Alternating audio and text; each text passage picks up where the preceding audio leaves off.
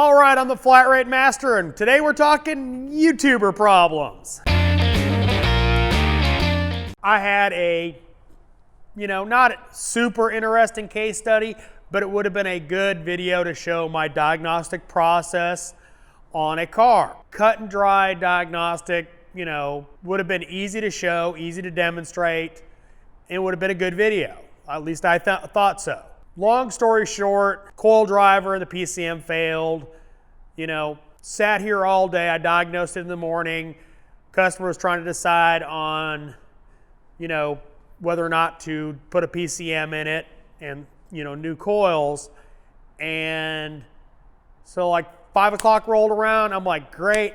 They pull this in, get ready so I can film this video on this case study. And nope, they decided to pick it up, didn't call, nothing, so no case study. Unfortunately, that's one of my problems of doing case studies is I can only do what I have after hours. I can't film during the day. So unfortunately, I don't get to do a case study for you, and it kind of sucks. I'm sorry.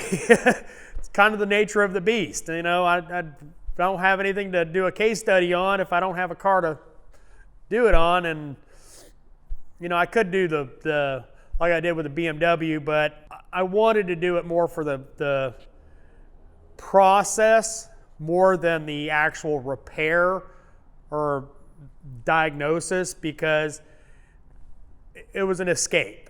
If you've dealt with any escapes, mid-2000s, they tend to fry coil drivers. So, unfortunately, YouTuber problems. Sorry I couldn't do a case study on you. I wanted to. Unfortunately, the customer decided to pick it up. So, sorry.